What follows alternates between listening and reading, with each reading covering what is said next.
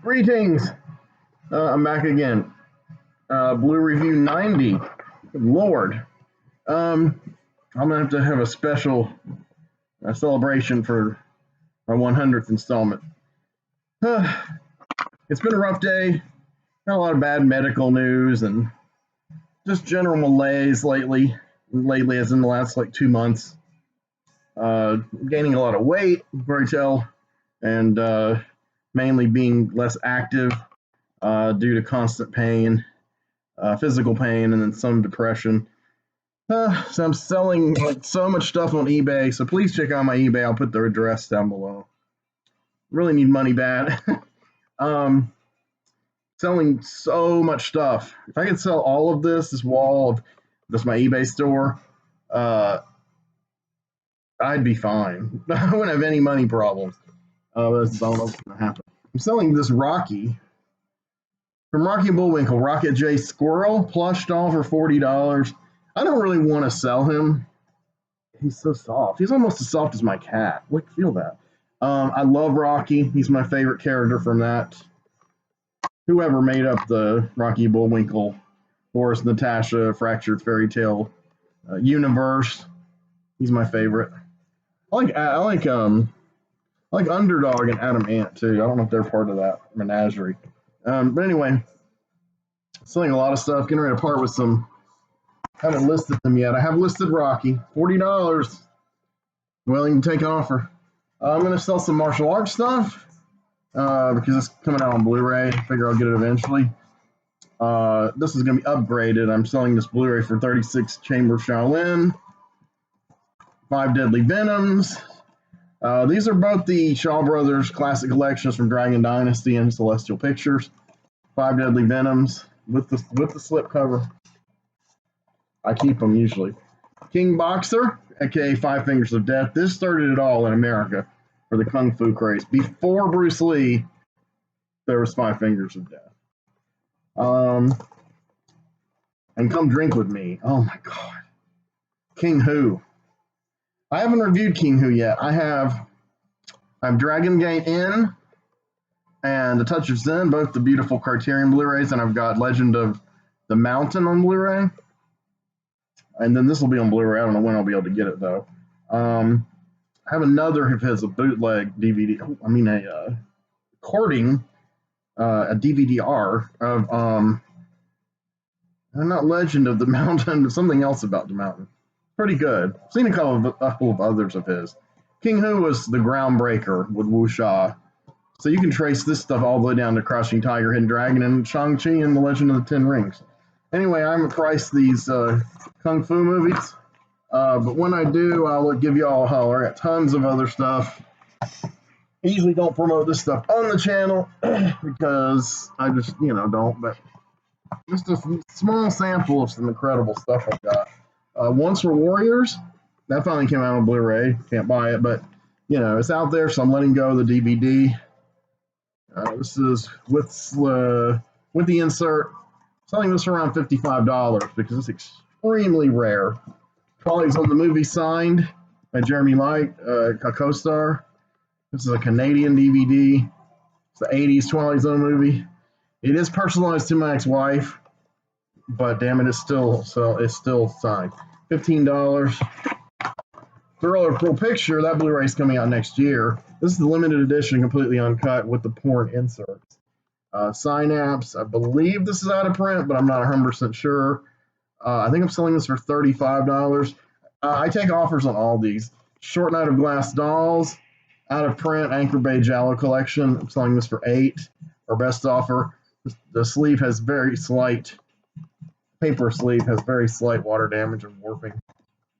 Singapore Sling, really extreme, sick, gory, vomit-filled, erotic, Greek noir shock horror in the early 90s. Selling this currently for $23. Again, best offers will work. That's actually a steal. This is either out of print or going out of print. I think this is the Zombies. Pretty sure this is out of print. It's on a Blu-ray with another Paul Naschy movie. I can't remember how much I'm selling this for. I want to say $30, but it's probably a bit cheaper. But like I said, best offer. One of the craziest Paul Naschy movie.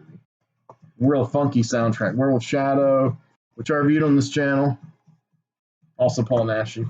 Case of the Scorpion's Tail. This is with a Sergio Martino collection from the now defunct No Shame label.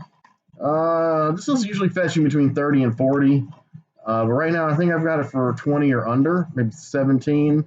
And again, best offer. So just wanted to throw those in. I might do a little bit each episode of that just because I'm desperate.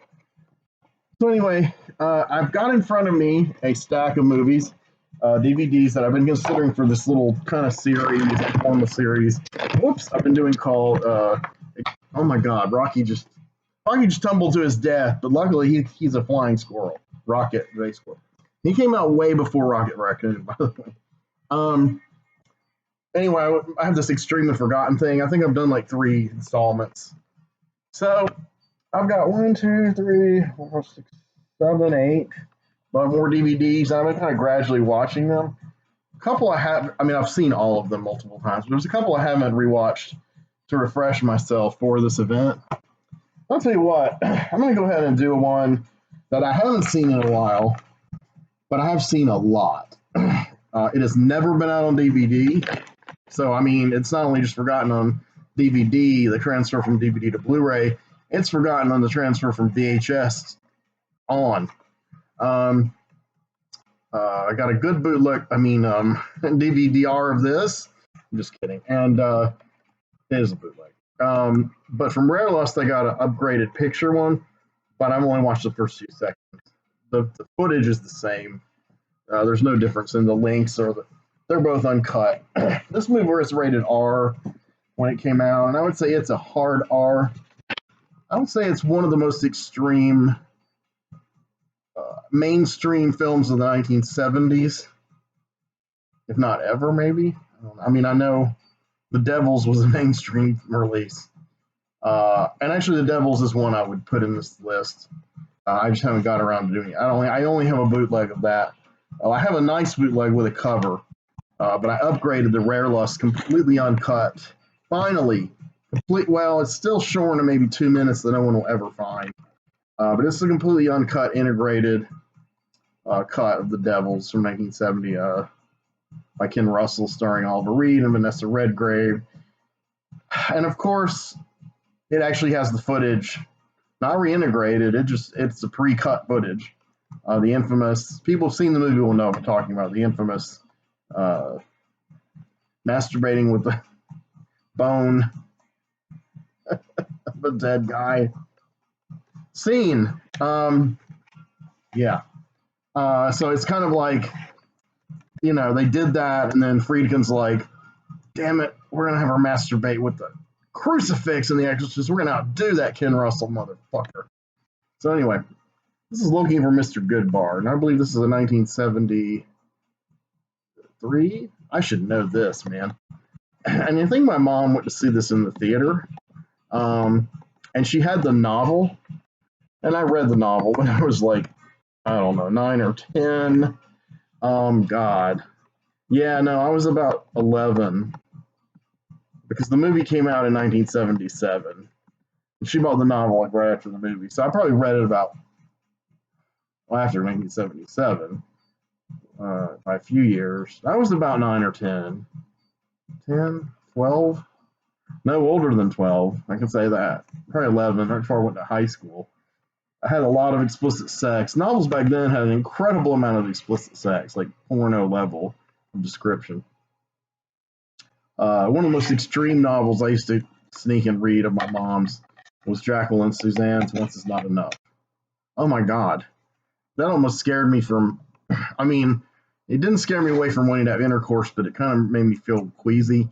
Even though I was the man and it's told from the woman's point of view, if I was a woman reading that, I would be like, I'm keeping my virginity forever. And the movie, I've only seen a clip or two of it. I think it's David Jansen. There's none of that in the movie. Looking for Mr. Goodbar, they crammed as much as they could of the book. None of the graphic, explicit, body part descriptions are visually depicted, but close to a couple of them. No intercourse is actually shown, but it's, obviously happening.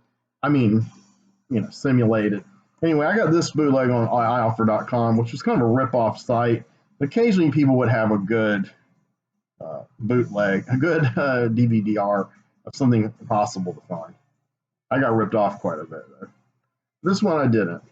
They even made a nice cover from the VHS. Looking for Mr. Goodbar, ladies and gentlemen. Richard Brooks, 1977. Diane Keaton, William Atherton, Richard Kiley, Tom Berenger, he plays a fucked up character. Richard Gere plays an almost as fucked up character, based on the novel by Judith Rosner. Yep, William Fraker shot this. That's pretty impressive. It is beautifully shot. This is the best print I've ever seen of it, ever. I didn't see it in the theater. My mom, like I said, I think she saw it in the theater. I wanted to. I don't know if family was big Diane Keaton fans in the 70s. When I was a little infant, I first heard of Diane Keaton, and my mom was watching her movies, and we saw Sleeper on television.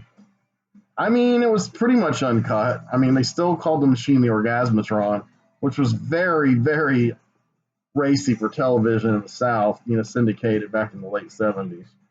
I was really young, but I remember that. I remember the Orgasmatron, and then Motorhead made an album called that a few years later.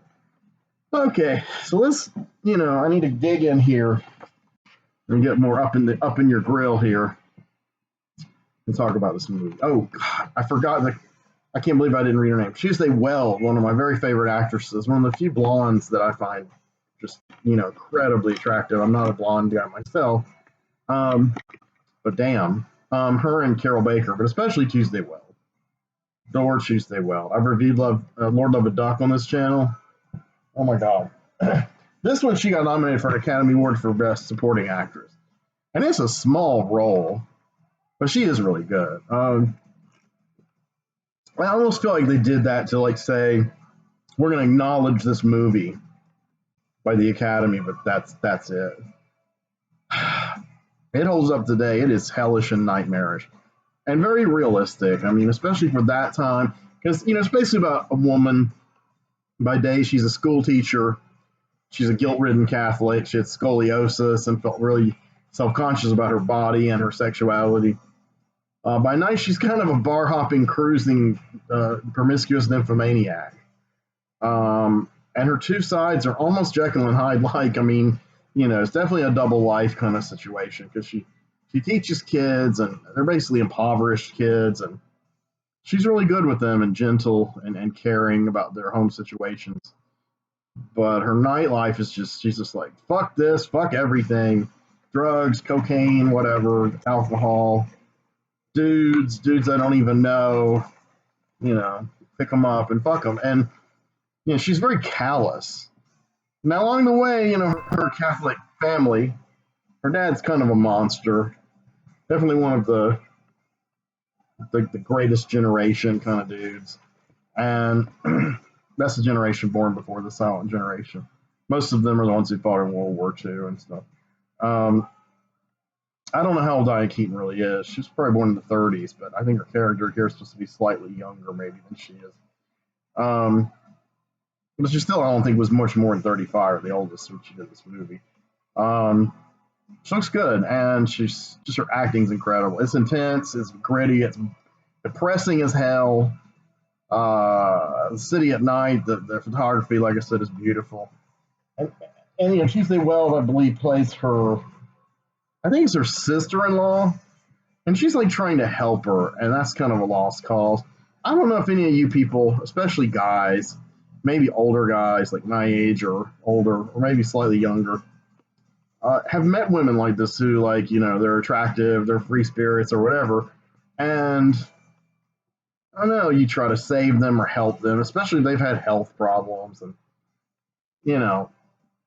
you think they'll settle down with you, and, there's a character like that, William Atherton, a very likable actor. He reminds me of a few other actors, kind of like Clancy Brown when he was younger. And he also reminds me of, there's another actor who reminds me of, but definitely of young Clancy Brown. They're probably around the same age. William Atherton co-starred in a role, I don't want to say a small role, but he had a role in the great miniseries Centennial. That's one I ought to review on Forgotten, even though it's not extreme. but it bears a review. It's an incredible, probably my favorite miniseries of all time, unless you count recent stuff like Twin Peaks: The Return, limited series events, which are treated more like movies now. I mean, miniseries were treated by movies in most scholarly tomes and online sites. But anyway, Centennial's great. I have a great box set of it. William Atherton had a nice role in that. That's where I first saw him. I first saw Looking for Mr. Goodbar, I guess the mid 70s on TV. It was somewhat cut, it had to be, I mean, by necessity. But they, back then, and amazingly for this area, our local syndicated networks, they jammed in as much as they could possibly get away with. Yeah, I mean, nowadays, a network show showing a movie would cut out, fuck and a lot of like really egregious words, but they could say more curse words like shit and things now, and they can have more gore, but they wouldn't show as much sexuality or crudity as they did back then. It's weird how we've kind of continued in that direction in America with more and more and more violence is mainstreamed and sex is becoming less and less mainstreamed, even though the implication or the hint of sex is everywhere. I mean, it's used to sell everything. That's this old story. But really, graphic sex or mature sex is just not. And when I say mature, I don't just mean graphic. I mean mature as in something that's graphic and explicit, but also done sensitively and tastefully and boldly. That's just not tolerated in the mainstream. So that's why so many people like to watch these cable shows. And I gotta say, even they're more leaning towards graphic violence than graphic sex. Whatever. That's the way the world is, Lecture Mr. Goodbar is kind of stands at the crossroads of that whole conflict, because in rebelling against this uptight upbringing and trying to affirm herself and her self-esteem by just boldly asserting her sexuality in this double life,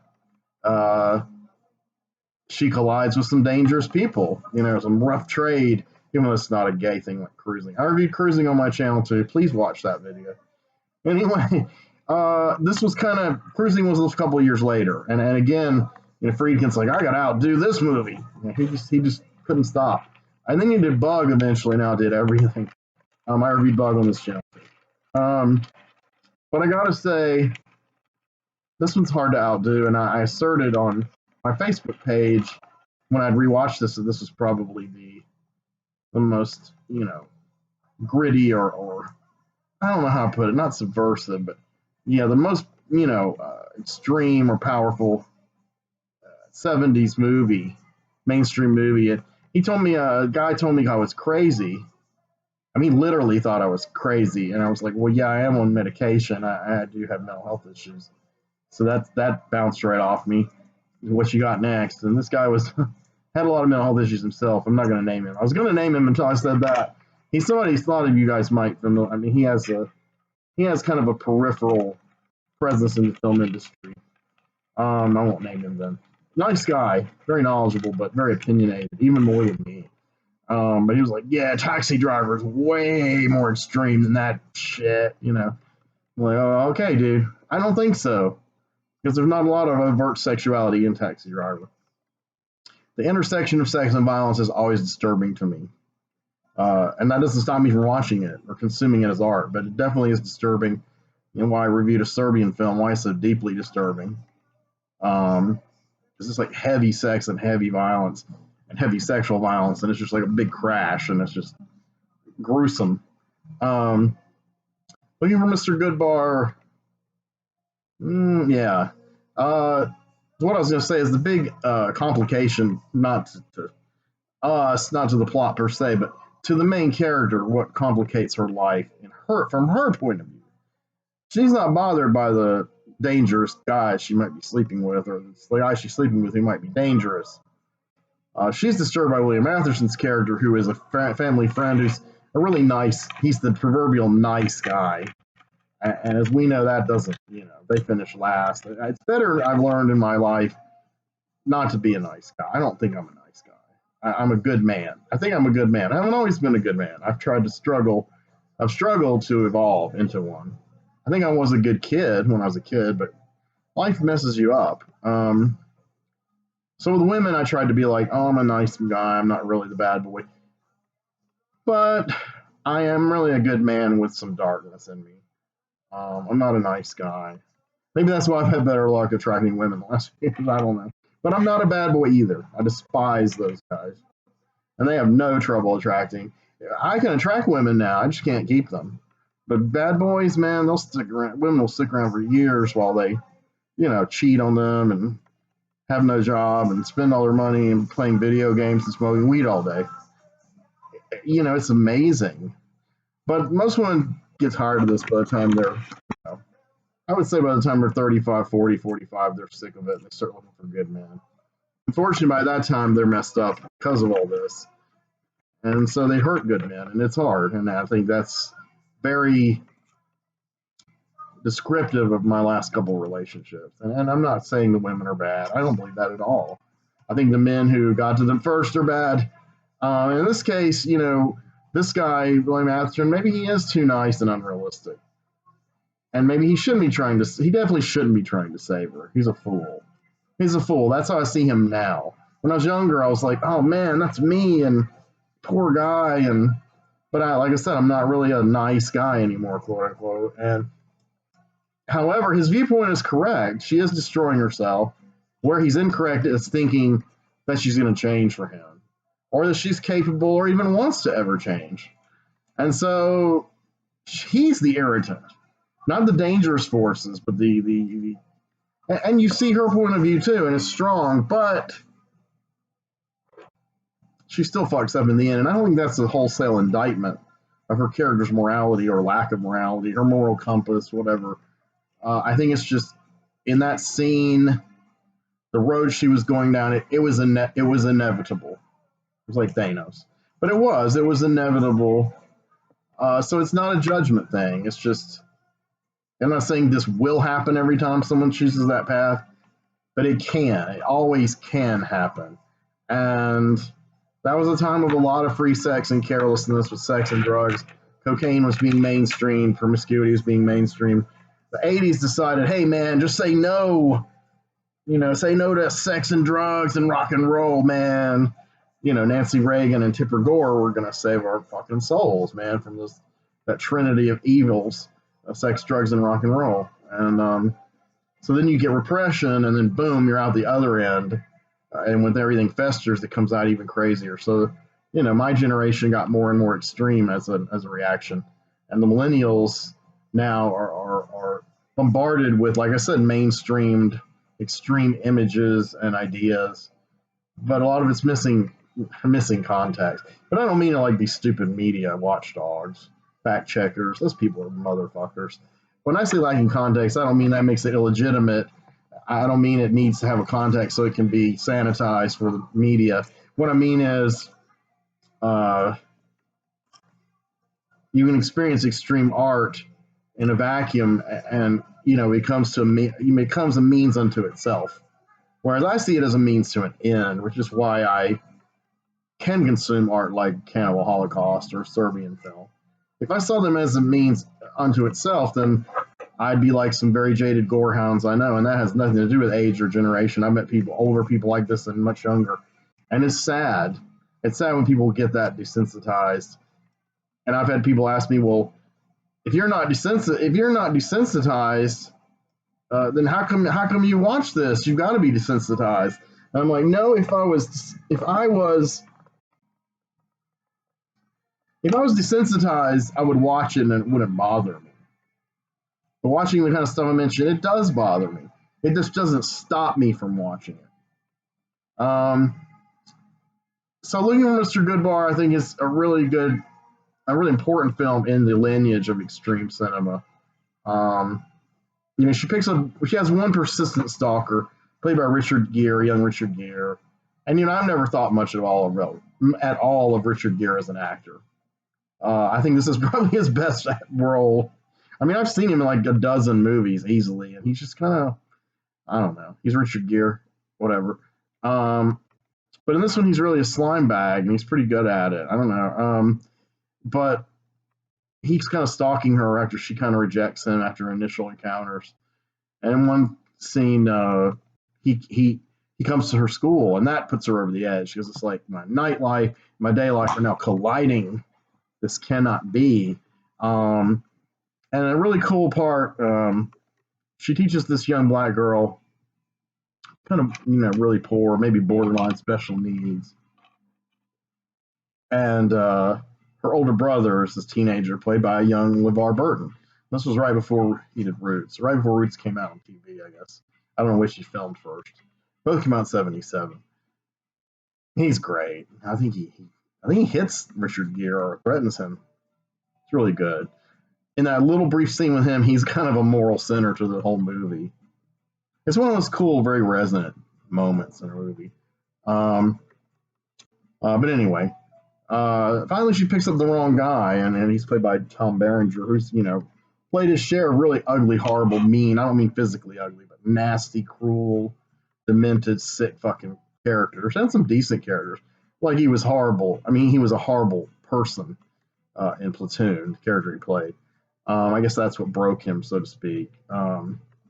But he can play a lot of different things, but he's really sleazy in this. And he's another casualty of that generation of the cruising scene. I mean, he's a gay guy, a young guy, and he's like a kept guy of this old, kind of, overweight, balding Asian guy. Not Asian. Guy who's like an Asian queen, as they used to call him. And he seems like a decent guy, and he's flaming. He's kind of a stereotypical gay character from back then. Stereotypical, like I said, a stereotyped Asian queen. You wouldn't call someone like that now.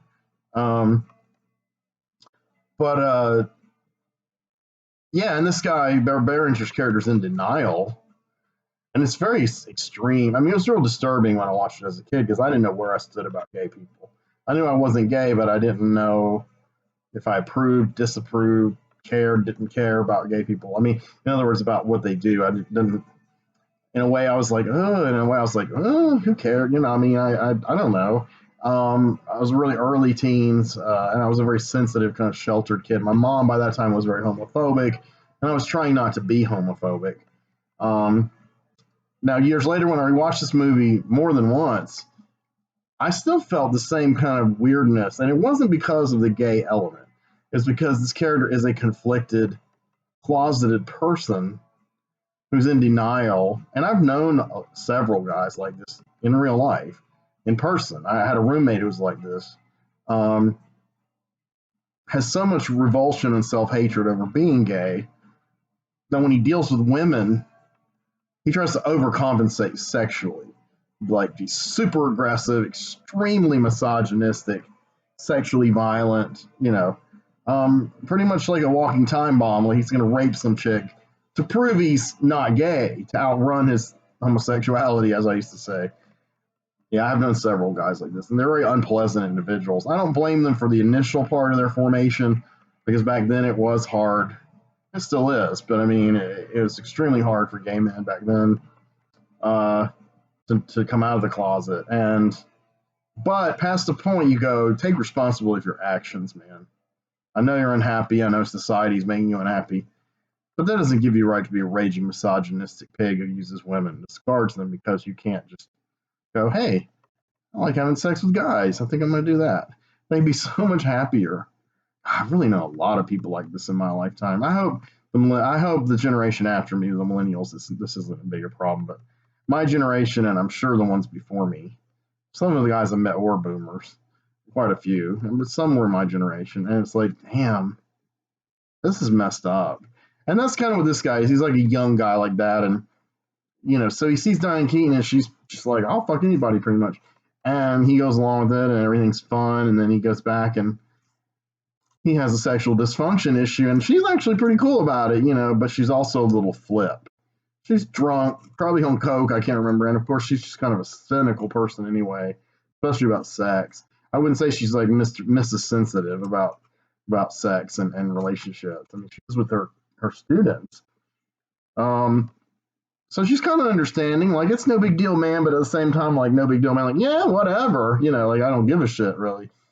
And he freaks out. It's like his trigger because, no, I've got to prove that I can have sex with a chick. And he gets violent, he rapes her, he beats her, strangles her, brutally murders her, and the ending is just visually and orally, sonically,